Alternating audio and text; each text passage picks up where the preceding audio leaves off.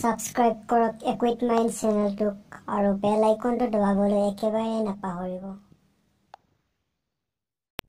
মই আজি লৈ আনিছো আপোনালোকৰ কাৰণে জাসুসী হাতৰ চাওচোন আপোনালোকে সলভ কৰিব পাৰে নোৱাৰে।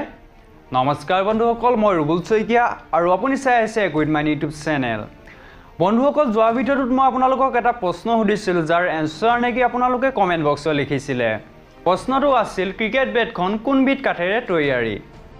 আৰু এই প্ৰশ্নটোৰ সকলোতকৈ আগত উত্তৰ দিছিল পাঞ্জল বৰুৱা, ৰুমি শৰ্মা, বিকাশ গগৈ, অজিত গগৈ, এন নবীন বৰ্মন, পূৰ্ণ এন ৰেগম, প্ৰহ্লাদ ভোসলে, অক্ষয় ডেকা, জে জ্যোতি আৰু দীপজ্যোতি খাটনিয়াৰ। এইসকলে সকলোতকৈ আগত এই প্ৰশ্নটোৰ এনসাৰ দিছিল আৰু তেওঁলোকে এনসাৰ দিছিল উইলো উড বুলি। আৰু আজিৰ বিশেষ প্ৰশ্নটোত মই আপোনালোকক এটা জাসুসী হাতৰ সলভ কৰিব দিম। হাতৰটোৰ নাম হৈছে ৰামৰ বাপেকক কোনে মাৰিলে। গতিকে হাতৰটো ষ্টাৰ্ট কৰোঁ। শনিবাৰ দিনা কথা, সেইদিনা চিমচিমকৈ বৰষুণ দি আছিল। ৰামে জিমৰ পৰা আহি দেখে যে বাপেকক কোনোবাই হত্যা কৰি থৈ গৈছে। সি কোনে মাৰিলে একো ধৰিব নোৱাৰি মাকক মাতিলে। মাক আহি বাপেকক সেই অৱস্থাত দেখি কান্দিবলৈ ধৰিলে। তাৰপিছত ৰামে পুলিচলৈ ফোন কৰিলে। পুলিচ আহি ৰামক সুধিলে, তুমি আৰু তোমাৰ মাৰ বাহিৰে ঘৰত আৰু কোন কোন আছে?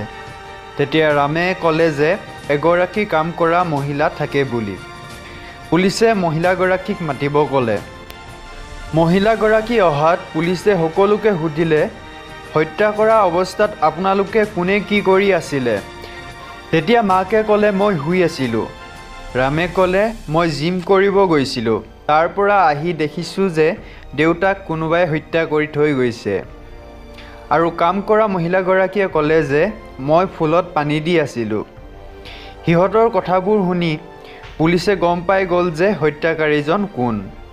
এতিয়া আপোনালোকে ক'ব লাগে যে হত্যাকাৰীজন কোন আৰু পুলিচে কেনেকৈ গম পালে সেইটোও পাৰিলে কমেণ্ট কৰিব। যিসকলে ইয়াৰ শুদ্ধ উত্তৰ দিব পাৰে সেইসকলৰ 10জনৰ নাম মই অহা ভিডিঅ'টোত উল্লেখ কৰিম। আৰু এতিয়া অন্য এটি জাসুসী হাতৰ সলভ কৰোৱা হওক। সেইদিনা আছিল 4 জানুৱাৰী। ঘটনাটো হৈছিল SK হায়াৰ ছেকেণ্ডাৰী স্কুলত। সেই বছৰৰ স্কুলৰ প্ৰথম দিন। প্ৰিন্সিপালে বাথৰুমত গৈ দেখে যে এজনী ছোৱালীক কোনোবাই হত্যা কৰি থৈ গৈছে। তেতিয়া প্ৰিন্সিপালে অলপো দেৰি নকৰি পুলিচলৈ ফোন কৰিলে। পুলিচে আহি সন্দেহযুক্ত কেইজনমান মানুহক সোধপোছ কৰিব ধৰিলে। সন্দেহযুক্ত মানুহবোৰ হ'ল ছোৱালীজনীৰ ইংলিছ টিচাৰ, মেথছৰ টিচাৰ, চকীদাৰ আৰু বাথৰুম চাফ কৰা মানুহজন। পুলিচে সিহঁতক সুধিলে যে আপোনালোকে স্কুললৈ আহি কি কৰি আছিল? তেতিয়া বাথৰুম চাফ কৰা মানুহজনে ক'লে যে মই পানীৰ টেংকি চাফ কৰি আছিলোঁ। মেথছৰ টিচাৰগৰাকীয়ে ক'লে যে মই পৰীক্ষাৰ উত্তৰ বহী চাই আছিলোঁ। ইংলিছৰ টিচাৰজনে ক'লে যে আজি মই স্কুল অহা দেৰি, অলপ আগত পাইছোঁহিহে। আৰু চকীদাৰজনে ক'লে যে মই অফিচ ৰুমটো চাফ কৰি আছিলোঁ। সিহঁতৰ কথাবোৰ শুনি পুলিচে গম পাই গ'ল যে হত্যাকাৰীজন কোন। আৰু লগালগ হত্যাকাৰীজনক পুলিচে গ্ৰেপ্তাৰ কৰিলে। এতিয়া আপোনালোকে ক'ব লাগে যে পুলিচে কাক গ্ৰেপ্তাৰ কৰিলে, অৰ্থাৎ হত্যাকাৰীজন কোন। আপোনালোকৰ হাতত 10 ছেকেণ্ড সময় আছে। যদি আপোনালোকে কিবা অসুবিধা হৈছে বুজাত তেন্তে ভিডিঅ'টো পুনৰ এবাৰ চাই লওক আৰু এনসাৰটো কমেণ্ট কৰক।